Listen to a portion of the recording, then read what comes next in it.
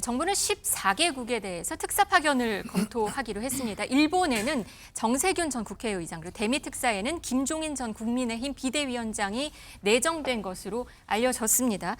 대변인님, 김종인 전 위원장이 선택이 된 듯합니다. 왜 이분이 다시 등장했을까요? 저는 김종인 전 비대위원장이 미국 정치, 미국 조야에서 대단한 미국 전문가라고 인식하는 분은 없을 거라고 생각합니다.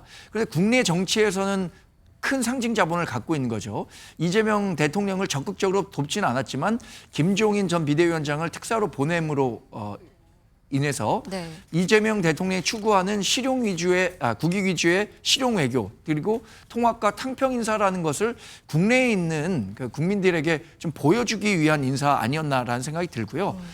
또 하나 조금 좀 긍정적인 해석을 붙인다면 네. 김종인 전 비대위원장이 경제 정책과 관련해서는 상당한 전문가죠. 우리나라의 경제 민주화를 헌법에 수록하는 과정에서도 중요한 역할을 했었고요.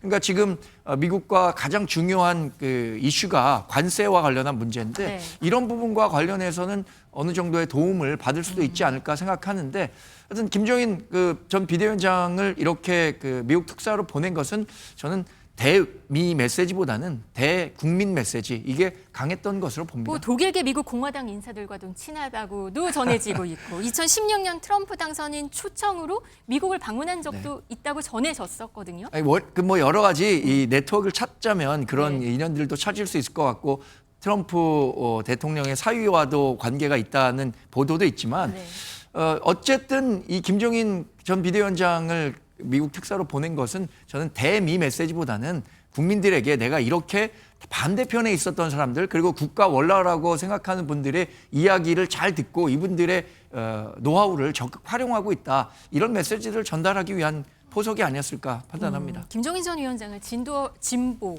또 보수 영역을 약간 넘나들면서 활동한 정치 원로이기도 하잖아요.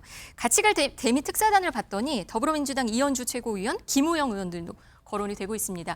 아까 대변인이 말씀하신 대로 정말 통합의 메시지를 주기 위해서 이런 결정을 했을까요? 부대변인 어떻게 보시나요? 뭐 일석이조 효과가 있는 건 분명한 사실인데 이제 김종인 전 비대위원장에 대해서 많은 국민들이 이분은 정치인이다라고 생각을 하시는데 사실 이분은 경제학자예요. 그리고 독일에서 이제 경제학 박사를 받으셨고 그다음에 경제 수석을 하셨어요. 과거 청와대에서도. 그리고 이분이 이제 헨리 키신저라든가 이제 미국 전 국무부 장관하고도 인연이 깊습니다. 그리고 이제 이분이 쓴 저서들을 보면 예를 들어서 독일은 어떻게 1등 국가가 됐는가를 보잖아요. 그러면 노동, 복지, 사회, 경제 전 분야에 있어서 해박한 지식을 우리가 볼 수가 있거든요. 근데 이분이 왜 중요한 것이냐?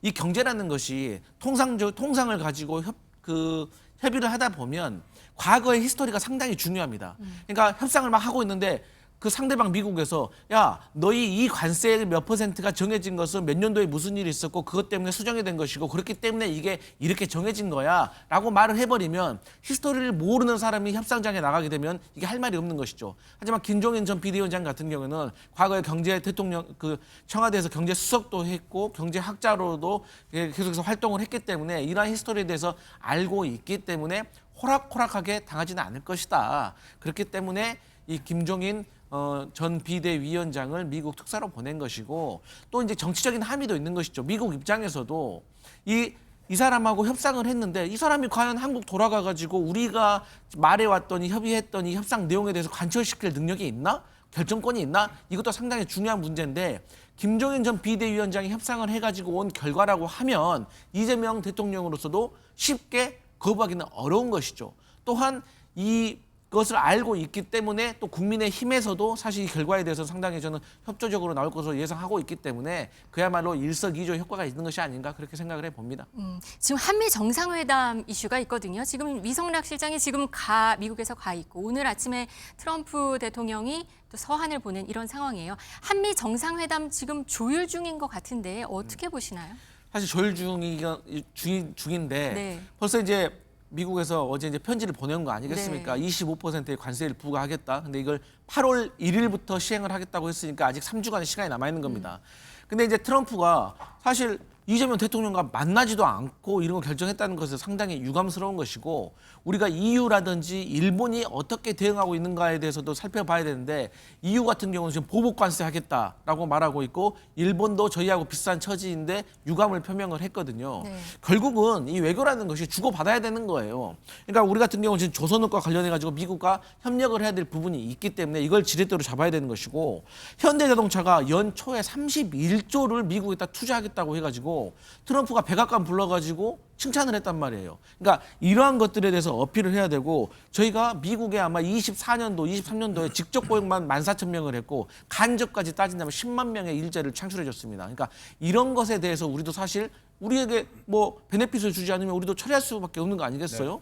그리고 이제 국내적으로도 어쨌든 이 관세 부과와 관련해 가지고 자동차라든가 철강에서 조금 피해를 보는 산업이라든지 기업이 있다면 예. 우리도 여기에 대해서 인센티브라든지 아니면 세제 혜택이라든지 여러 가지로 피해 대책을 좀 강구해 주는 그런 모습이 필요하다 이렇게 볼 수 있겠습니다. 네. 네, 중대한 국면에 각국에 파견되는 특사단의 역할도 저희가 주목을 한번 해보도록 하겠습니다.